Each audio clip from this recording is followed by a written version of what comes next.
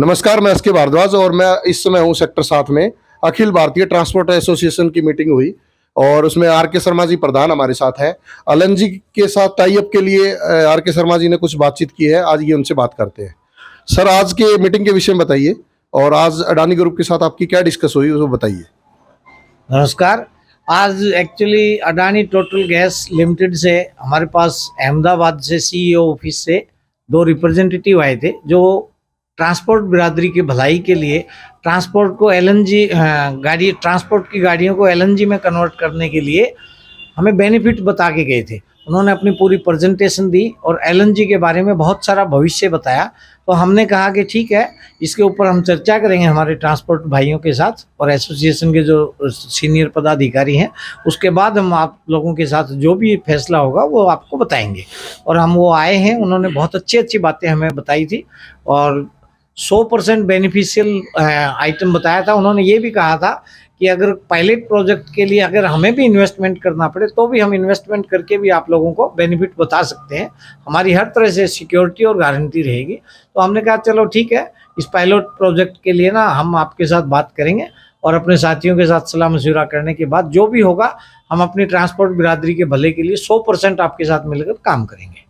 जी, diesel अभी 100 के आसपास है और सीएनजी का प्राइस उससे कहीं देश में कम है, कहीं ज़्यादा है।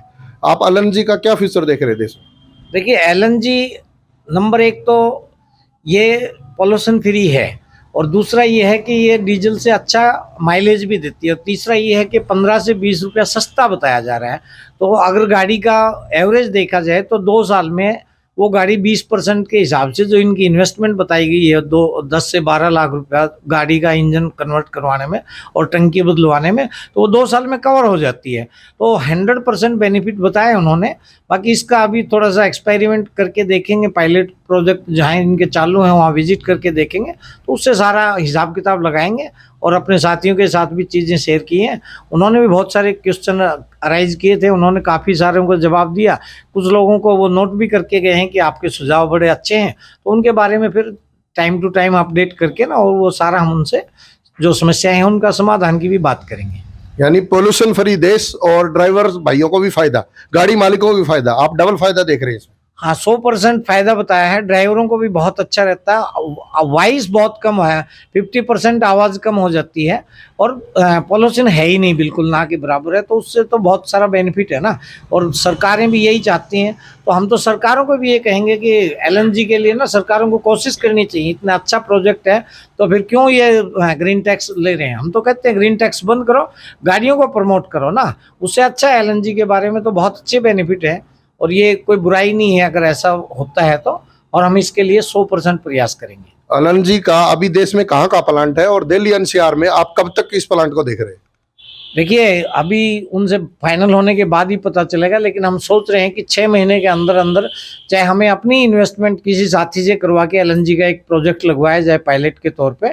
और अगर वो खुद एग्री हो जाते हैं तो करेंगे, क्योंकि देश में करीब 50 जगह अलग अलग कंपनियों ने एलएनजी के प्रोजेक्ट लगाए हुए, पंप लगाए हुए हैं। तो हम भी चाहते हैं कि एनसीआर में भी एक प्लांट जरूर लगे। गुदार साहब, अगर जगह की डिमांड हो, कंपनी अडानी ग्रुप अगर जगह की डिमांड करे तो क्या ट्रांसपोर्टर भाई जगह उपलब्ध कराने के लिए तैयार है?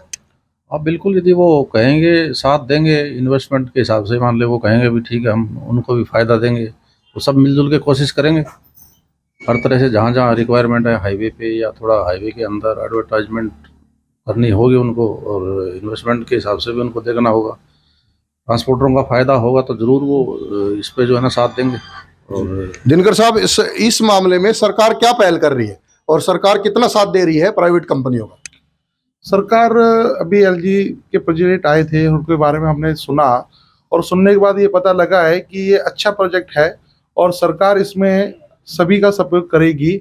और ट्रांसपोर्ट भाइयों के हित के लिए ये बहुत ज़रूरी है कि दिल्ली एनसीआर में सीएनजी गाड़ी है तो एक नया प्रोजेक्ट मिलेगा कि एलपीजी गैस आएगी तो एक कंपटीटिव होगा कि जो हमारा ग्रीन टैक्स लगता है तो उसके हिसाब से दिल्ली सरकार सोचे कि ये ग्रीन टैक्स हटाने के मुद्दे पे हम इसको एक नया प्रोजेक्ट लाएंगे तो ये गवर्नमेंट हमारा साथ देगी और सभी ट्रांसपोर्ट भाइयों को ये एक नया प्रोजेक्ट मिलेगा। इसीलिए हम देखते हुए पूरे भविष्य के अंदर आते हुए, क्योंकि हमारी गाड़ी की वैलिडिटी बढ़ेगी और जो समय सीमा के अंदर गाड़ियाँ आती है कुछ एक्स्ट्रा पीरियड मिल जाएगा, जो इसमें ट्रांसपोर्ट भाइयों को मदद मिलेगी।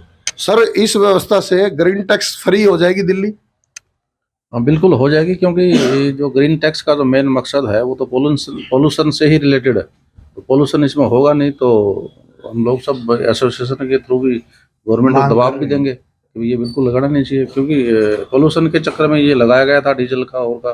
दिल्ली में इतना जो पोल्यूशन था अभी वो कम हो, लोगों को फाइन ये ग्रीन टैक्स के जरिए लोग कम आए, एंट्रियाँ कम हो, जो ज़रूरत वाली गाड़ी है वही आए, तो इसलिए बिल्कुल इससे फ़ायदा होगा। जी जी अलन जी अभी शुरुआती स्टेज पे है। जैसे सरकार पोल्यूशन कम करने के लिए BS6 गाड़ियां लेके आई है, CNG गाड़ियां लेके आई है। अगर सरकार ने साथ दिया और ट्रांसपोर्ट एसोसिएशन और प्राइवेट कंपनियां मिलजुल कर अगर काम करती है तो बहुत जल्दी आपको दिल्ली की सड़कों पर LNG युक्त गाड़ियां दौड़ती हुई मिलेगी। धन्यवाद।